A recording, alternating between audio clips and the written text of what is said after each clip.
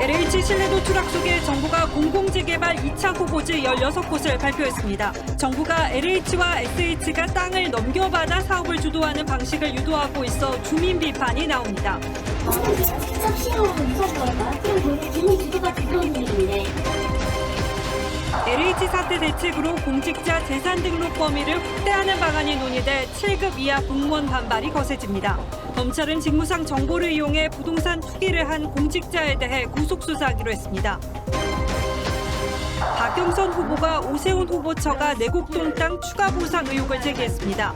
오 후보는 사실이 아니라며 땅으로 얻은 이익이 없다고 했습니다. 정부가 백신 2차 접종 물량을 1차에 활용합니다. 백신 공급 차질에 따른 것인데 백신 접종 간격을 최대 12주까지 늘리는 방안도 검토 중입니다. 정부 외교 싱크탱크인 국립외교원장이 한미 관계를 데이트 폭력 용어인 가스라이팅에 비유하고 동맹 중독 등으로 표현해 논란입니다. 또 미군 철수가 한반도 평화체제 구축 과정이 될 수 있다고 전망했습니다. 반도체 부족 여파로 현대자동차가 다음 달 초 8일 동안 전기차 생산을 중단합니다.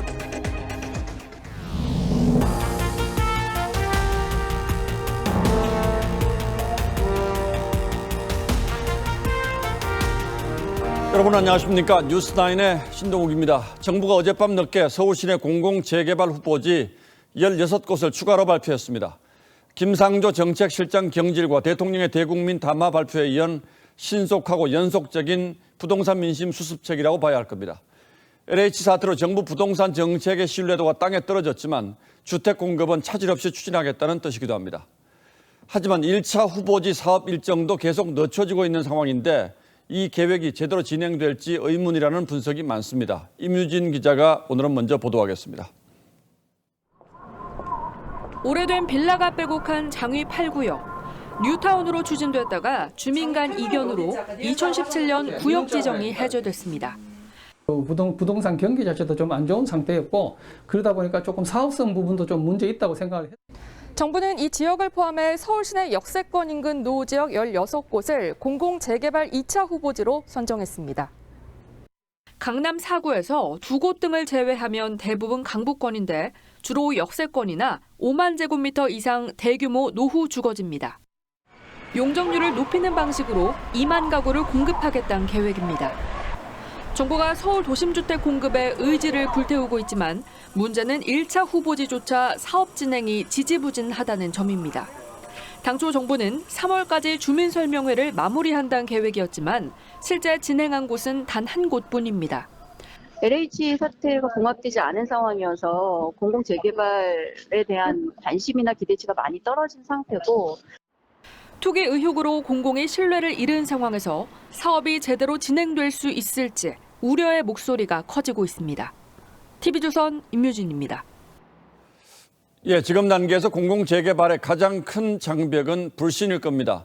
정부는 지난 2월 공급 대책의 일환으로 LH와 SH가 주민들로부터 땅을 넘겨받아 사업을 진행하는 공공 직접 시행을 추진하고 있습니다. 이 방식이 훨씬 더 효율적이고 시간도 단축된다는 이유였습니다. 하지만 주민들은 LH와 SH를 믿고 내 땅을 어떻게 맡기냐며 고개를 젓고 있습니다. 지선호 기자가 후보지 주민들을 직접 만나봤습니다. 국토부의 공공재개발 2차 후보지 보도자료입니다. 공공재개발과 공공직접 시행을 비교한 부분을 보면 공공직접 시행이 임대주택 수가 줄고 수익도 더 높아진다고 분석했습니다.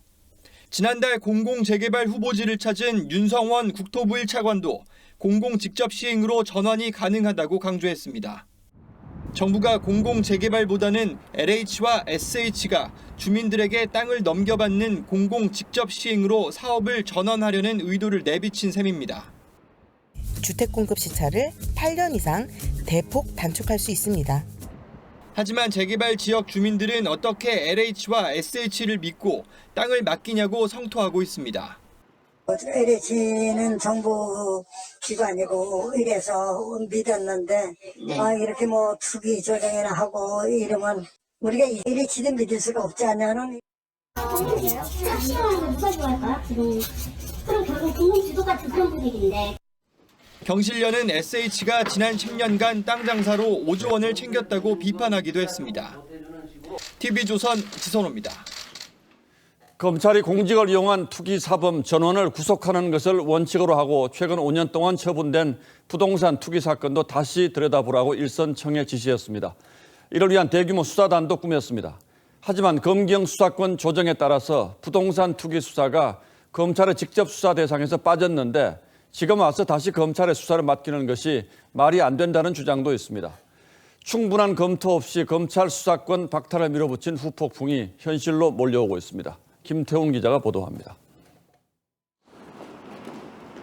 정부가 부동산 투기 사범에 대한 검찰의 직접 수사를 주문한 지 하루 만에 대검찰청이 일선 검찰에 총력 대응을 지시했습니다. 공직 관련 투기 사범의 전원 구속을 원칙으로 하고 법정 최고형을 구형하라고 주문했습니다. 또 최근 5년간 처분된 부동산 투기 관련 사건도 다시 점검해 추가 수사할 필요가 있으면 검사가 직접 수사에 나서라고 지시했습니다. 수사팀도 대규모로 구성하기로 했습니다. 부동산 투기 사범 전담 수사팀을 편성하여 500명 이상의 검사와 수사관을 투입할 예정입니다. 하지만 검찰 안팎에서는 수사 실효성이 의문이라는 지적이 나오고 있습니다. 정부의 수사권 조정에 따라 검찰은 부패 범죄와 경제 범죄, 공직자 범죄와 같은 6대 범죄를 빼고는 직접 수사를 못하는데 부동산 투기 범죄는 6대 범죄가 아니기 때문입니다.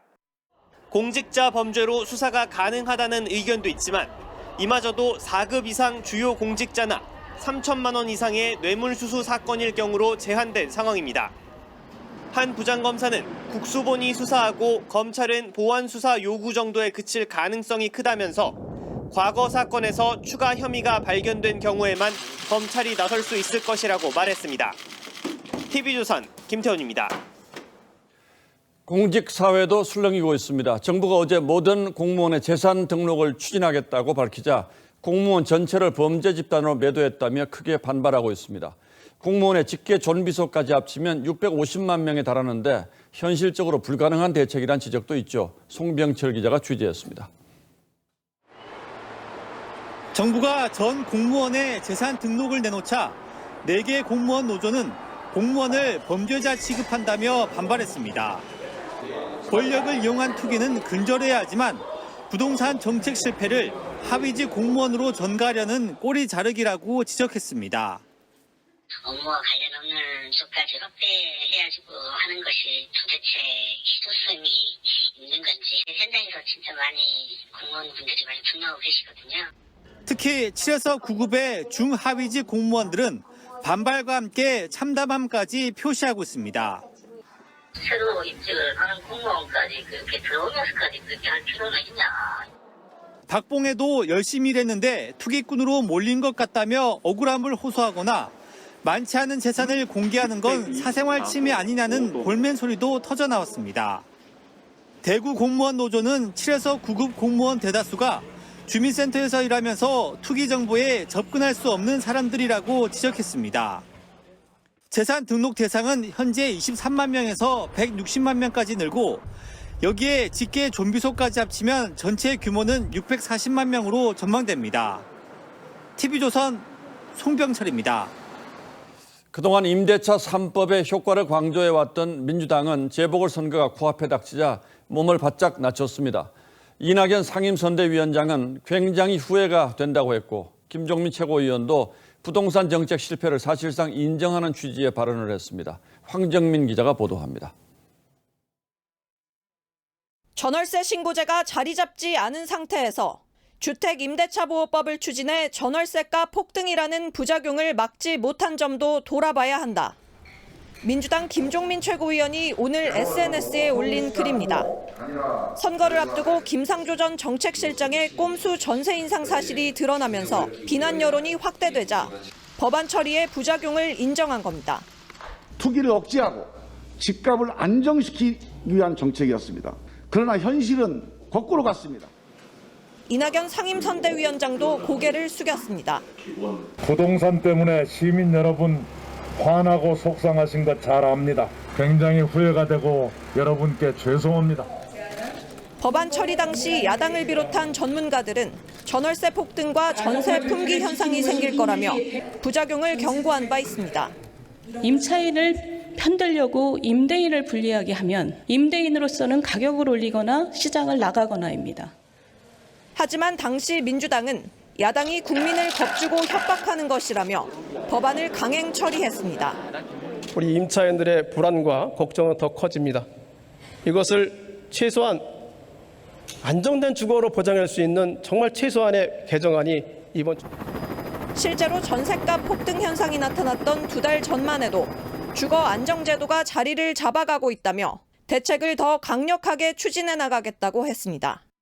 민주당의 이 같은 태도 변화는 재보궐선거를 앞두고 악화된 부동산 민심을 수습하기 위해서란 분석입니다. TV조선 황정민입니다. 예, 이번 사태를 계기로 정부가 모든 공직자의 재산 등록을 의무화하는 방안을 추진하겠다고 밝혔습니다. 앞서 이 문제로 공직사회가 술렁이고 있다는 보도해드렸는데 그렇다면 어디까지 강제하겠다는 것인지 그 수는 또 얼마나 되는지 부작용은 없겠는지 따져보겠습니다. 자, 윤석기 기자, 네. 일단 대상자가 650만 명에 이른다고 하는데 여기엔 어디까지 포함되어 있는 겁니까? 네, 정부는 이 재산 등록 대상자를 공직자 160만 명 전부로 확대한다고 했는데요. 본인뿐 아니라 공직자윤리법에 따라 배우자와 직계 존비속도 재산 등록 대상자가 됩니다. 예. 즉 4인 가족 기준으로 이 재산 등록 대상자는 650만 명에 육박할 수도 있습니다.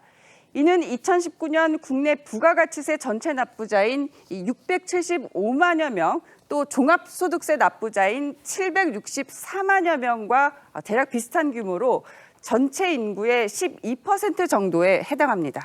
자, 그러니까 인구 10명 가운데 1명꼴로 재산을 다 들여다보겠다는 건데 이게 가능하다면 웬만한 투기는 다 잡을 수 있지 않겠습니까? 그런데 엄청난 숫자이긴 하지만 꼭 그렇게 볼 수만은 없습니다. 이 650만 명엔 공직자 본인의 형제자매, 처남, 처제 같은 배우자의 친인척은 빠져 있기 때문입니다. 그래서 이들의 명의로 투기를 할 경우 적발이 힘들어 이 같은 인별조사, 즉 사람 중심의 조사는 한계가 있다는 지적도 큽니다. 홍남기 경제부총리도 이 문제를 지적하면서 땅 중심으로 투기자를 찾는 조사를 함께 진행하겠다고 했습니다. 예, 일단 이 정도를 다 조사하려면 행정력도 어마어마하게 필요할 텐데 이게 현실적으로 가능하겠습니까? 네, 일단 이 재산 등록 공직자만 23만 명에서 160만 명으로 7배 가까이 늘면서 이 담당 기관도 인사처에서 이 공직자들의 모든 소속 기관으로 확대됩니다. 소속 기관장들은 앞으로 직원들이 재산 등록을 허위로 한 건 아닌지, 어떤 경우에 이 부동산 취득이 불가피한지 등을 판단해야 합니다. 경찰과 국세청 역시 앞으로 신설될 이 공직자 재산 집중 심사단에 직원을 파견하게 돼 업무가 늘게 되죠. 워낙 규모가 커서 실효성은 좀 더 지켜봐야겠습니다만 어쨌든 투기를 절대 용납하지 않겠다는 메시지는 분명하군요. 그렇습니다. 정부는 사상 유례 없는 초강경 대책을 통해 이 공직사회에 투기는 곧 패가망신이라는 메시지를 보낸 건 분명해 보입니다. 그런데 이 같은 강력한 경고가 100% 옳은 방향이라고만 볼 수 있을지 전문가들 사이에서는 다른 의견도 있습니다. 주택뿐 아니라 이제는 토지도 사지도 말고 팔지도 말고 매도하지 말라는 시그널을 줬기 때문에 토지 시장의 공급이 부족해지는 풍선 효과를 가격이 오히려 상승하는 부작용이 예, 무작정 강하게만 나가면 또 거기에 따른 부작용도 생길 수 있다 이런 경고군요. 그렇습니다. 예, 윤슬기 기자 잘 들었습니다.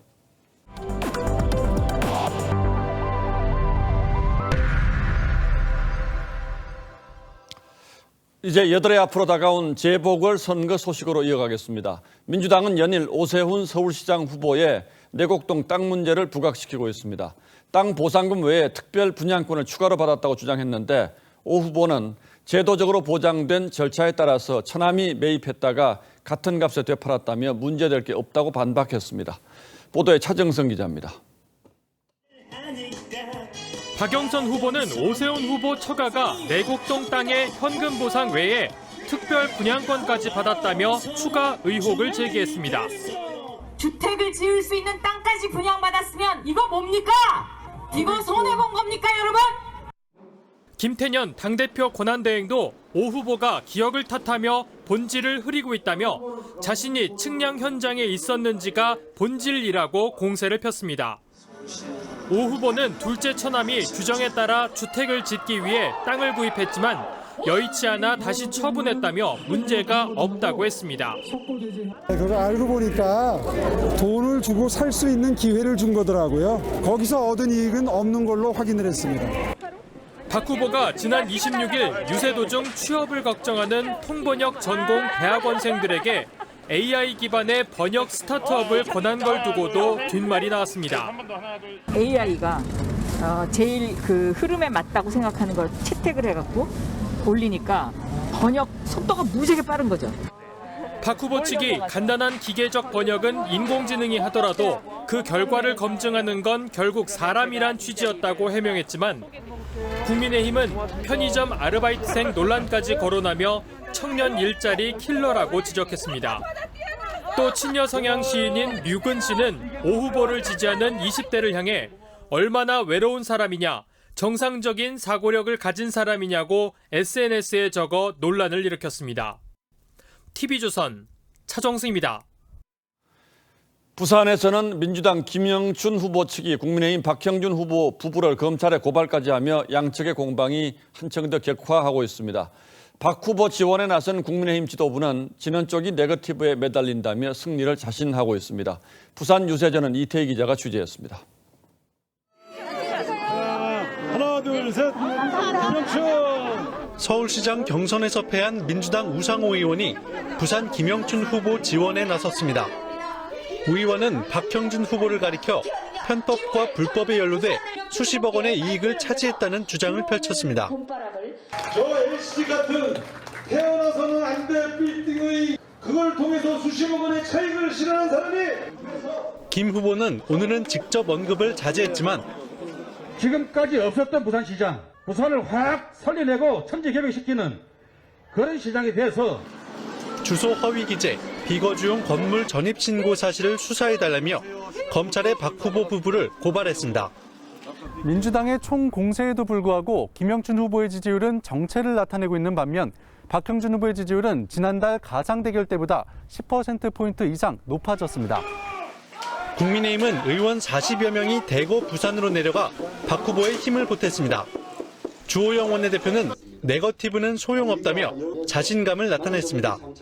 별 소용없다는 거 여러분 다 아시죠? 지는 쪽이 오로지 네거티브에만 매달리도록 그렇게 돼 있습니다. 그러면서 전임시장 성추문 사태와 정권 심판론으로 맞섰습니다. 확실히 바꿔줘야 된다. 그리고 민심이 이미 회초리를 들고 있음을 확인할 수 있었습니다. TV조선 이태희입니다. 이번 보궐선거는 다음 주 수요일에 본투표가 진행되고 이번 주 금토요일 이틀 동안 사전투표가 실시됩니다. 지난 총선 개표 불실의 여파로 당초 보수권에선 사전투표는 하지 말자는 분위기가 있었는데 국민의힘 지도부가 한 목소리로 의심을 거두고 투표해달라고 호소했습니다. 여당은 더 적극적입니다. 그 배경을 박경준 기자가 취재했습니다. 직장인, 요리사, 택배기사로 분장한 청년들이 사전투표를 권합니다. 민주당 지도부도 영상을 시청하고 함께 구호를 외칩니다. 사전투표하고 일해요. 이소룡으로 분장해 사전투표일을 강조하기도 합니다.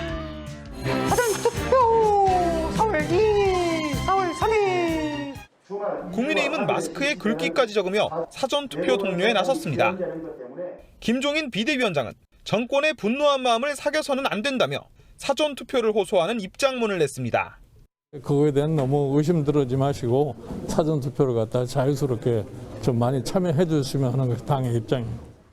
지난 총선 때 본투표에서 더 많은 표를 얻고도 사전투표에서 밀려 격전지 대부분을 민주당에 내줬기 때문입니다.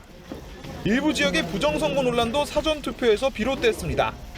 각종 모임을 만들어가지고 다른 지역의 투표를 동원하는 등 관권, 금권, 선거의 허점도. 하지만 공정 이슈에 민감한 2030 세대가 야권 지지로 돌아선 데다 투표 당일이 평일인 점도 사전투표 종료의 배경으로 작용했습니다. 이번 사전투표는 오전 6시부터 오후 6시까지 거주지와 상관없이 각 동마다 설치된 투표소에서 할 수 있습니다. TV조선 박경준입니다. 정부의 외교안보정책 연구기관인 국립외교원의 김준형 원장이 한미 관계를 가스라이팅 상태라고 표현한 책을 냈습니다. 가스라이팅이란 지속적인 상황 조작으로 상대방의 판단력을 잃게 만들고 지배함으로써 결국 그 사람을 파국으로 몰고 간다는 뜻입니다. 동맹 중독이란 말까지 써가며 예속 관계에서 벗어나야 한다고 했는데 한미 관계에 미칠 파장이 만만치 않을 듯합니다. 차관급인 김 원장은 지난 2번의 대선에서 문재인 캠프 외교 안보 자문을 맡았습니다. 먼저 구민성 기자가 논란이 되고 있는 책 내용을 자세히 설명하겠습니다.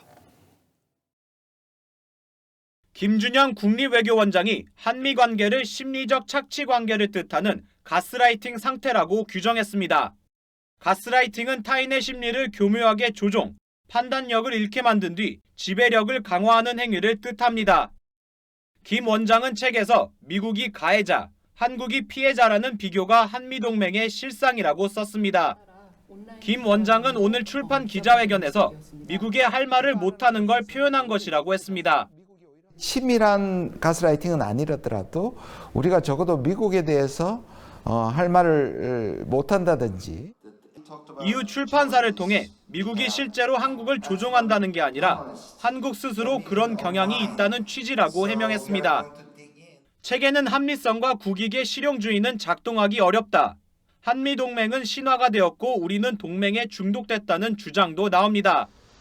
외교부 산하 국립외교원은 외교관들을 교육하고 외교안보 정책을 연구하는 기관으로 원장은 차관급입니다. 이거 외교부의 차관급이지만 외교관을 교육하고 그다음에 또 외교안보연구소가 국립외교원에 있기 때문에 사실상의 반점 학자의 위치에 있다고. 김 원장은 2012년과 2017년 문재인 대선 캠프 외교안보 자문을 맡았고 문정인 전 외교안보 특보로 대표되는 연정라인 멤버입니다. 문 전 특보는 추천사에서 보기 드문 역작이라고 평했습니다. TV조선 구민성입니다. 김 원장은 여기에 대해서 한반도의 평화 체제가 구축되려면 주한미군 철수가 필요하다는 취지의 내용도 책에 적었습니다.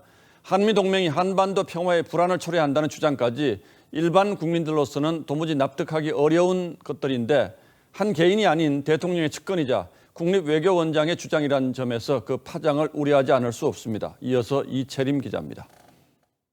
지금 출판을 김 원장은 저서에서 한미 동맹의 유연화, 더 나아가 미군 철수는 한반도 평화 체제의 구축 과정이 될 수도 있다며 주한미군 철수를 언급했습니다. 한미 관계는 깊어져야 하지만 한미 군사동맹은 약화되는 게 국익에 바람직하다고도 했습니다. 한미 군사동맹은 오히려 약화되고 평화가 찾아온다면 그 평화가 억지를 대신할 수 있다는 의미에서 말씀드렸습니다. 그러면서 1994년 클린턴 정부의 북폭 논의나 2017년 트럼프 정부의 최대의 압박 정책은 미국이 불안정을 초래한 대표적 예라며 미국이 한반도 평화의 디딤돌이 아닌 걸림돌이 될 경우가 적지 않다고 썼습니다. 야당은 외교부 차관급 인사가 한미 동맹을 부정하는 듯한 주장을 공개적으로 펴는 건 한미 관계를 악화시키고 북한의 오판을 불러올 수 있다고 비판했습니다.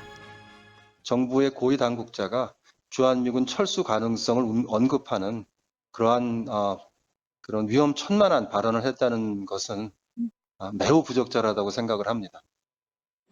북한 외교관 출신인 태영호 의원도 베트남을 예로 들며 미군 철수를 주장하는 분들은 한반도 평화를 깨겠다는 분들이라고 했습니다. 외교부 당국자는 한미 동맹이 우리 외교의 근간이라는 정부의 입장은 분명하다며 김 원장 저서의 내용에 대해서는 파악 중이라고만 밝혔습니다. TV조선 이채림입니다. 이런 가운데 남북 미북 대화 재개를 추진해온 문재인 대통령의 한반도 평화 구상은 미국과 북한 양쪽에서 모두 장애물을 만났습니다. 백악관은 바이든 대통령이 김정은 위원장과 만날 생각이 없다고 했고 김여정은 북한의 탄도미사일 발사를 비판한 문재인 대통령을 미국산 앵무새라고 또다시 조롱했습니다. 우리 정부는 여기에 어떤 반응을 보였는지 김도형 기자가 전하겠습니다. 미국 백악관은 북한에 대한 외교적 해법에 정상회담은 포함되지 않는다고 했습니다. I think his approach would be quite different, and that is not his intention. 정상회담으로 일거의 합의를 이끌어내는 트럼프식 탑다운 외교 대신 북한의 완전한 비핵화를 전제로 충분한 사전 협의 이후에만 정상회담이 가능하다는 겁니다. But I'm also prepared for some form of diplomacy but it has to be conditioned upon the end result of denuclearization. 이런 가운데 북한 김여정은 노동당 선전선동부 부부장 명의의 담화문을 통해 문재인 대통령을 원색적으로 비난했습니다. 미사일 발사가 바람직하지 못하다는 문 대통령의 발언이 미국의 강도적인 주장을 신통하게 빼닮은 꼴이라며 미국산 앵무새라고 비난했습니다. 바이든 행정부가 동맹을 강화하는 행보를 하고 있는데 거기에 보조를 맞추는 듯한 모습을 보이니까 문재인 정부를 비난하고 나선 거죠. 정부는 김여정의 담화에 강한 유감을 표한다며 언행에 있어 최소한의 예법은 지켜져야 한다고 했습니다. TV조선 김도영입니다. 일본 문제도 심각합니다. 일본 정부가 내년부터 고등학교 1학년이 배우게 될 교과서 대부분에 독도가 자기들 땅이라는 억지 주장을 또 넣었습니다. 그러면서 위안부 문제는 축소했습니다. 이유진 기자가 보도합니다. 일본 문부과학성이 검정심사에서 296종의 고등학교 1학년용 교과서를 통과시켰습니다. 사회 교과목으로는 역사, 지리, 공공 등 3개 분야 30종이었는데 독도에 대한 영유권을 주장하는 내용이 담겼습니다. 5년 전에 4개 사회 과목 35종 교과서 중에 27종의 이런 말도 안 되는 주장이 담겼는데 이보다 더 확대된 겁니다. 지리에는 우리나라가 독도를 불법 점거하고 있다고 기술했고 역사에는 독도가 일본 영토에 편입되는 과정을 기술했습니다. 반면 위안부 문제에 대해선 강제 동원이라는 표현 대신 많은 여성이 위안부로 전지에 보내졌다는 등 축소시키는 데 급급했습니다. 일부 교과서는 한국의 경제협력 형태로 보상했다는 일본의 주장을 반영했습니다. 일본은 2014년 초등학교 교과서를 시작으로 중학교, 고등학교까지 이런 주장을 퍼뜨려 왔습니다. 우리 정부는 즉각 소마 일본 공사를 조치하고 일본 교과서의 엉터리 기술을 시정하라고 촉구했습니다. TV조선 이유진입니다. 방역당국이 백신 2차 접종 물량 일부를 1차에 활용합니다. 접종 간격도 현행 10주에서 최대 12주로 늘리는 방안을 검토 중입니다. 백신 공급이 원활치 않은 데 따른 고육지책인데 다만 유럽처럼 자국 생산 백신 수출을 제한하는 것은 당장은 검토하지 않는다고 했습니다. 정은혜 기자가 보도하겠습니다.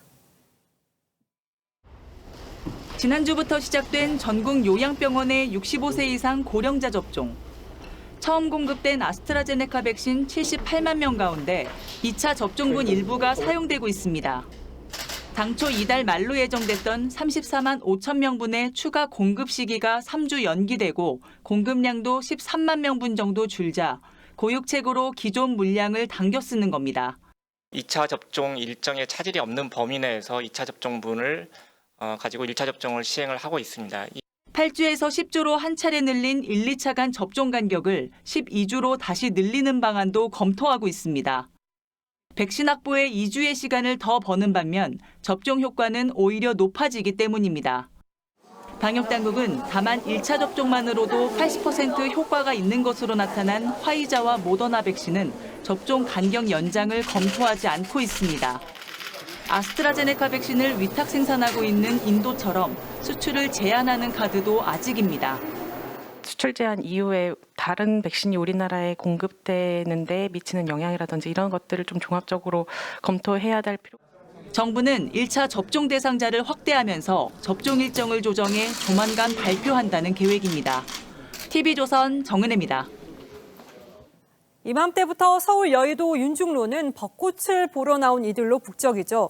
코로나 여파로 아쉽게도 내일부터 통제됩니다. 이 때문인지 통제 전에 벚꽃을 보려는 시민들이 황사에도 북적였습니다. 한지은 기자입니다. 파란 하늘 아래 흰색 벚꽃이 흐드러지게 피어 있고 길 옆에는 노란 개나리가 수를 놓았습니다.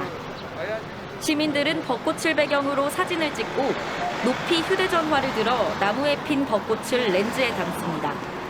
작년에도 벚꽃 못 보고 그래가지고 그냥 폐쇄되기 전에 어머니와 함께 나들이 왔습니다.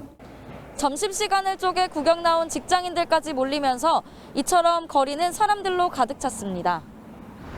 여의도 일대 미세먼지 농도가 매우 나쁜 단계였지만 육안으로는 파란 하늘이 보인 데다가 벚꽃길이 통제된다는 소식에 미리 꽃구경에 나선 겁니다.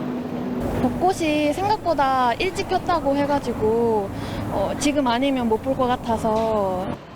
구청 직원과 자원봉사자들이 방역준칙 계도에 나섰지만 몰려든 인파에 거리 두기는 곳곳에서 무너졌습니다.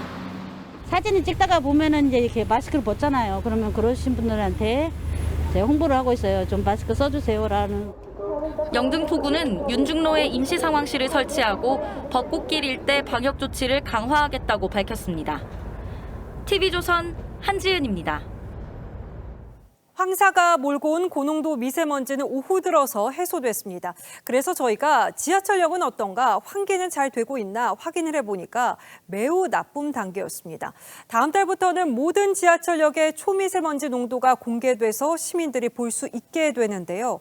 저감 대책은 있는 걸까요? 조덕형 기자가 취재했습니다. 하루 5만 명이 이용하는 서울 종로구의 동대문역입니다. 오후 3시 현재 지상의 PM2.5 미세먼지 농도는 13 마이크로그램으로 좋은 상태를 나타내고 있는데요. 지하는 어떤지 한번 내려가 보겠습니다. 지상과 달리 지하 동대문역 승강장 PM2.5 미세먼지의 농도는 125 마이크로그램으로 매우 나쁨의 상태를 보이고 있습니다.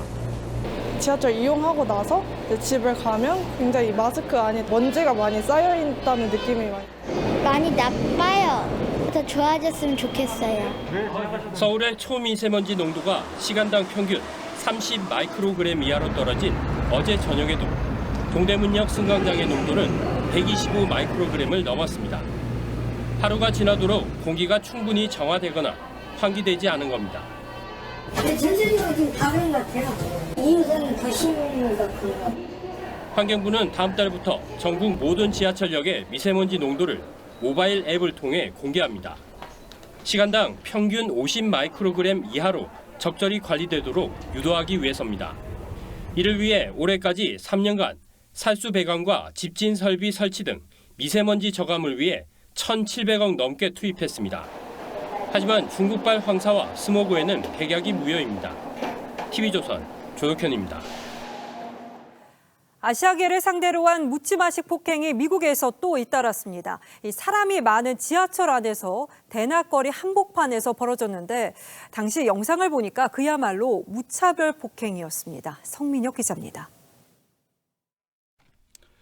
건장한 흑인 남성이 걸어오던 여성의 배를 갑자기 걷어찹니다. 땅에 쓰러졌는데도 발로 차고 짓밟습니다. 현지 시간으로 오전 11시 반쯤 뉴욕 맨해튼 거리에서 묻지마 폭행이 일어났습니다. 상대는 65살 아시아계 여성. 이 남성은 넌 이곳에 있으면 안 된다며 폭언을 했습니다. 건물 바로 안쪽에 보안 요원으로 추정되는 남성들이 있었지만 우두커니 지켜보기만 했습니다. 뉴욕 경찰 증오범죄팀은 공개 수배했습니다. 앞서 뉴욕 지하철에서는 아시아계 남성이 타깃이 됐습니다. 흑인 남성과 실랑이를 벌이는 듯 하더니 일방적으로 폭행을 당했고 목이 졸려 기절까지 했습니다. 역시 말리는 사람은 없었습니다. It's really terrible how every single day there seems to be another incident. 코로나 팬데믹 이후 미국에서 아시아계를 노린 증오 범죄는 신고된 것만 4,000건에 육박합니다. TV조선 성민혁입니다. 빈집에서 홀로 숨진 채 발견된 구미 3살 아이 사건은 이 아동학대 속에 한 생명이 부모의 보살핌을 받지 못한 채 혼자 사그라진 일입니다. DNA 검사 이후 또래의 아이가 한 명 더 있을 것으로 추정됐지만 친모가 누구인지 아이가 병원에서 바꿔치기 된 건 아닌지 각종 의문에 눈길이 더 쏠리고 있죠. 갈수록 미궁으로 빠져드는 사건에 포커스를 맞췄습니다. 구미 사건 발생 한 달 뒤 경찰은 DNA 검사 결과 숨진 3살 여자아이의 친모가 외할머니로 알려진 40대 A씨라고 발표합니다. 외할머니로 알려졌던 A씨가 사망한 여아이 친모임을 밝혀냈습니다. A씨가 자신이 낳은 아이와 비슷한 시기 딸 B씨가 낳은 아이를 산부인과에서 바꿔치기 했다는 거죠. 하지만 A씨는 DNA 검사가 잘못됐다며 경찰의 주장을 한결같이 부인해왔습니다. 제 딸이 낳은 딸이 맞다고요. 전 딸 낳은 적이 없어요. 문제는 A씨가 출산은 물론 범행 일체를 부인하면서 경찰도 결정적 물증을 내놓지 못하고 있다는 거죠. 경찰은 숨진 아이를 A씨 딸이 낳은 게 아니라는 근거로 혈액형을 들었습니다. 딸 B씨와 그의 전남편 사이에서는 나올 수 없는 혈액형이라는 거지요. 하지만 신생아의 혈액형 검사 결과는 부정확할 수 있다는 전문가 주장이 나오면서 논란이 커졌습니다.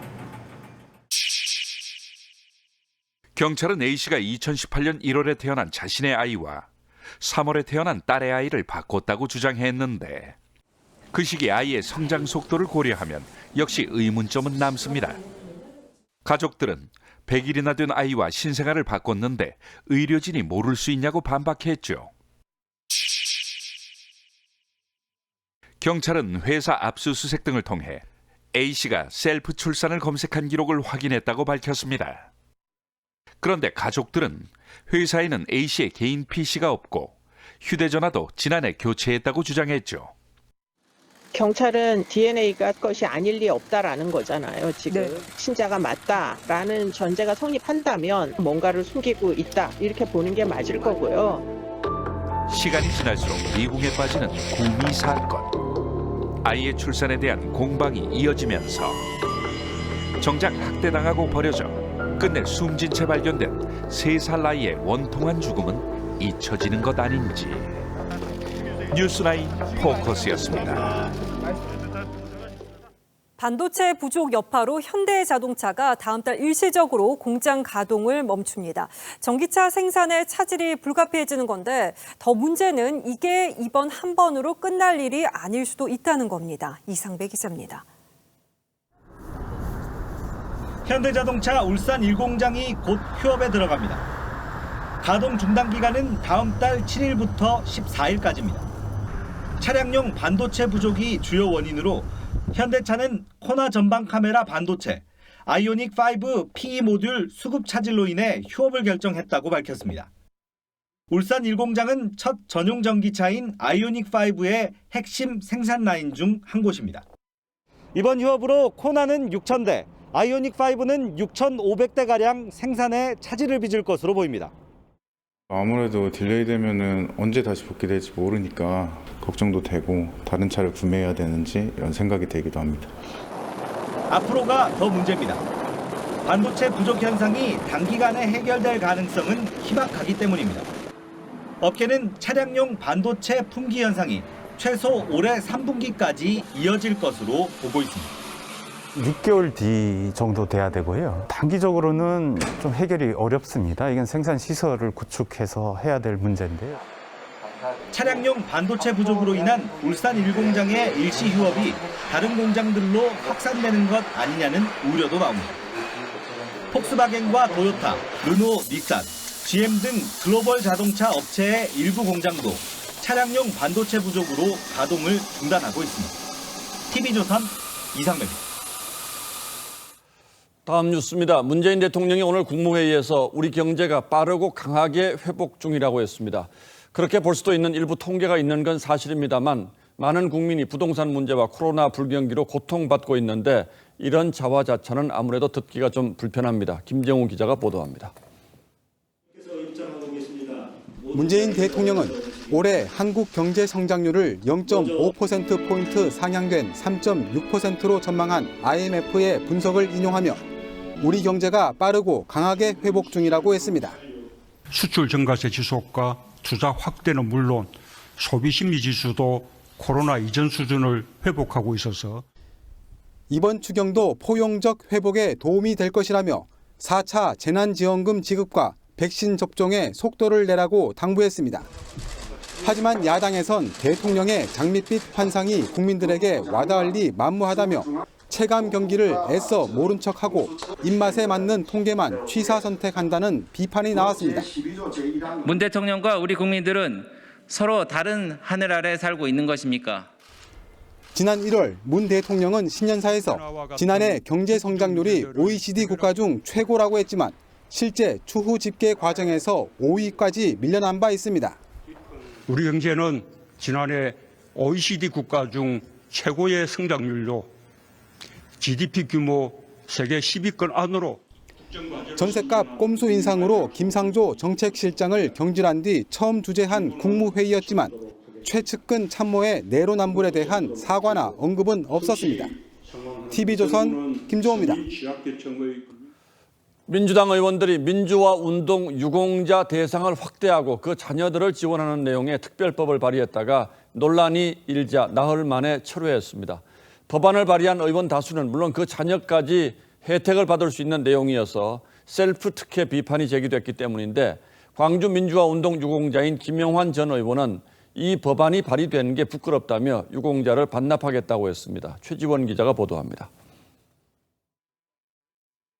지난 26일 더불어민주당 30의원 등 여권 의원 73명이 발의한 민주유공자 예우에 관한 법률 제정안입니다.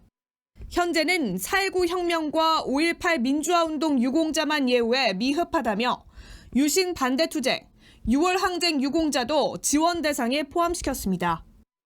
또 자녀들의 중고등학교, 대학 수업료 면제와 주택 구입 시 저금리 대출이 가능하도록 하는 등의 각종 지원 방안도 담고 있습니다. 법안을 대표 발의한 서리원은 김대중 내란 음모 조작 사건으로 옥고를 치른 민주화 운동가였고 공동 발의한 기동민, 인재근, 박홍근 의원 등도 운동권 출신입니다. 셀프 특혜 법안이라는 지적이 나온 이유입니다.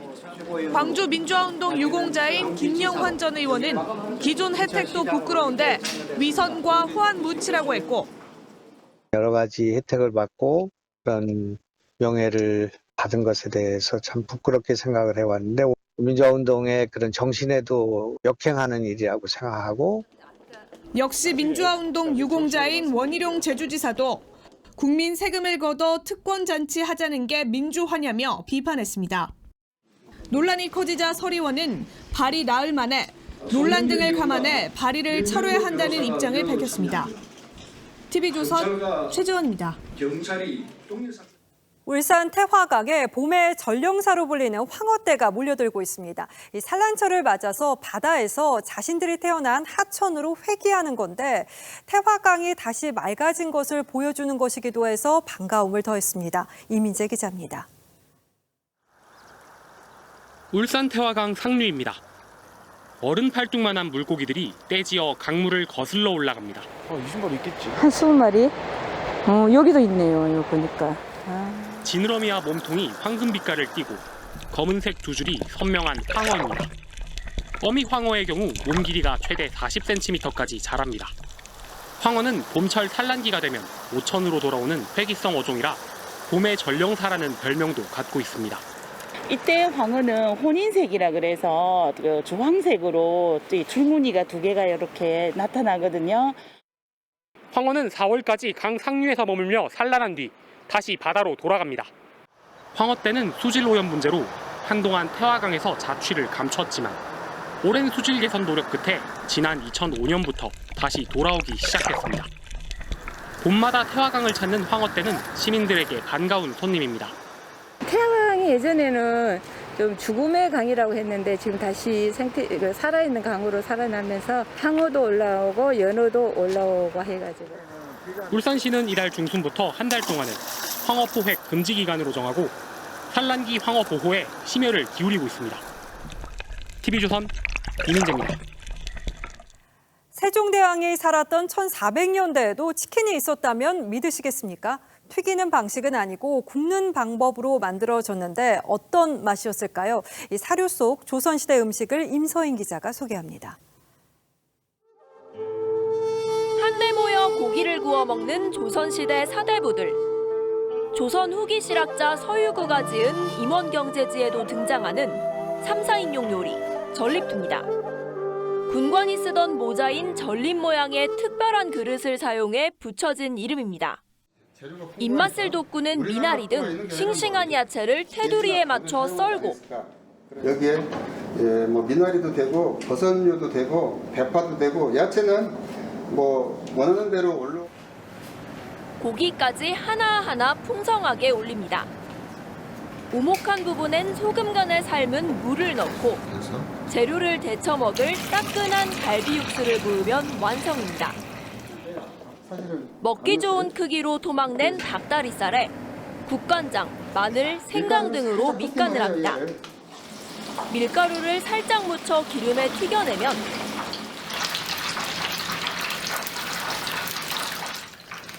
노릇노릇한 닭 요리가 됩니다. 세종대왕의 어이 전순이가 쓴 음식책에 나온 기름에 지진 닭, 포개조리법을 응용한 건데 수라상에도 올랐을 것으로 추정되는 포개는 간장 맛이 강한 우리나라 최초의 치킨이라고 볼 수 있습니다. 자료를 토대로 해가지고 저희가 이렇게 간도 좀 더 하고 조리 과정의 방법도 좀 바꾸고 해가지고 원뼈대는 그대로 두고 그거를 이렇게 개선을 해가지고. 역사 속 음식들이 현대인의 입맛에 맞게 재탄생하고 있습니다. TV조선 임서인입니다. 여자 배구 챔피언 결정전 3차전이 GS칼텍스 승리로 끝났습니다. 흥국생명 김연경은 마지막까지 투혼을 발휘했지만 힘이 조금 모자랐습니다. 스포츠부 연결합니다. 자, 김관 기자, 접전이었죠. 네, 1, 2차전을 연속으로 내주고 셔다지기에 몰린 흥국생명의 주장 김연경의 각오는 1세트부터 불타올랐습니다. 연달아 대각 스파이크를 터뜨리면서 경기 분위기를 이끌었습니다. 하지만 GS칼텍스의 외국인 선수 러츠의 높이에 고전해 아쉽게 1세트를 내줬습니다. 2세트 한때는 5점 차까지 앞서 나갔지만 체력 문제가 여실히 드러나면서 역전으로 또 세트를 내줬습니다. 하지만 3세트부터는 흥국생명 반격이 매서웠습니다. 교체로 들어온 이한비가 연이어 강타를 꽂아 넣으면서 김연경에게 힘을 보탰습니다. 지원군을 얻은 김연경도 또다시 불을 뿜었습니다. 장신 너츠를 막아냈고 서브 에이스까지 터뜨리면서 경기 분위기를 이끌었습니다. 3, 4세트를 흥국생명이 잡았습니다. 승부는 운명의 5세트로 넘어갔습니다. 하지만 김연경의 한계는 거기까지였습니다. 5세트에서도 분전했지만 GS칼텍스의 현란한 공격에 역부족을 인정해야만 했습니다. 마지막 5세트를 GS가 15대 7로 이겼습니다. GS칼텍스의 챔피언 결정전 3대0 셧아웃입니다. 정규리그 컵대회 챔피언 결정전까지 여자 배구 최초의 트래블입니다. 지금까지 TV조선 김관입니다.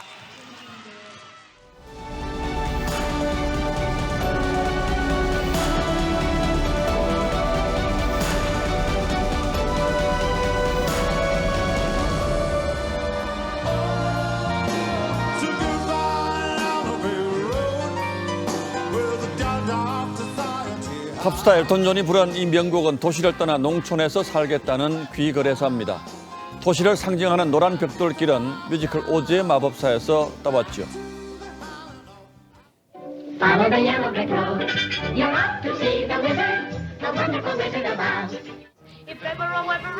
오즈의 마법사 이후 노란 벽돌길은 꿈과 희망, 생명을 찾아가는 길을 상징하게 됐습니다.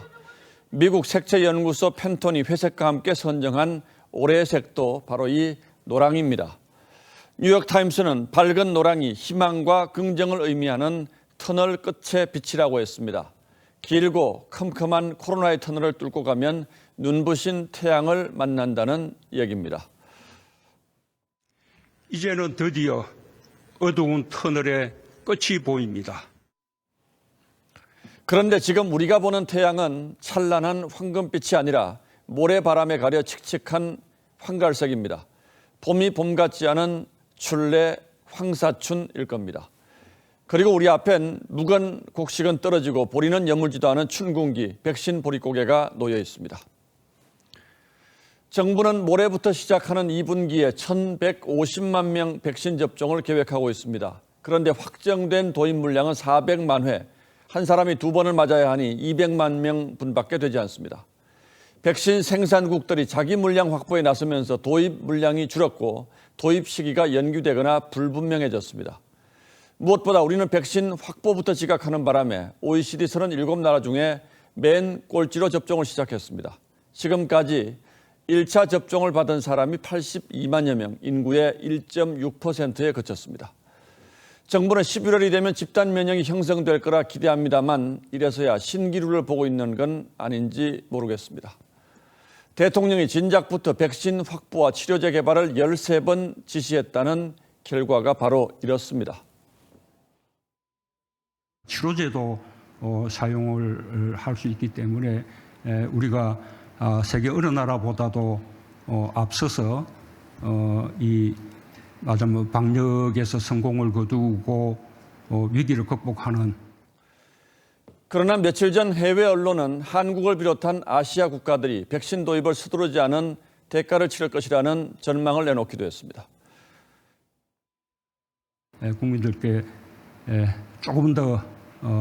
조금만 더 힘을 내주십사라는 당부 말씀을 드리겠습니다.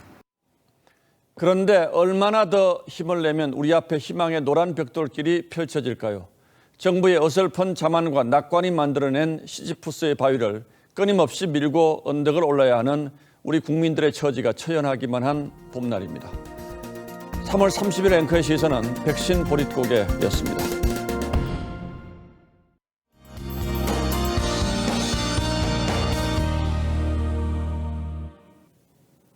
황사특보는 모두 해제됐습니다. 황사로 인한 미세먼지 농도가 점차 낮아지고 있는데요. 내일은 오늘보다 공기질이 한결 나아지겠습니다. 호남과 제주 지역만 먼지가 다소 남아있겠고요. 다른 지역은 보통 수준을 회복하겠습니다. 한편 날이 다시 건조해지면서 산불 위험성이 증가하고 있습니다. 오늘도 강원도 삼척에서 산불이 발생했는데요. 건조특보가 내려진 동쪽 지역에서는 특히 더 주의를 하셔야겠습니다. 내일도 한낮에는 포근하겠지만 아침 저녁으로는 쌀쌀한 날씨가 이어지겠습니다. 아침에는 서리가 내리는 곳도 있겠고요. 한낮 기온은 서울이 21도, 대전과 대구는 23도 등으로 오늘보다 높겠습니다. 주 후반까지는 맑고 따뜻한 날씨가 이어지다가 주말에는 전국에 또 비 소식이 들어 있습니다. 날씨였습니다. 3월 30일 화요일 뉴스9은 여기서 모두 마치겠습니다. 시청해주신 여러분 고맙습니다.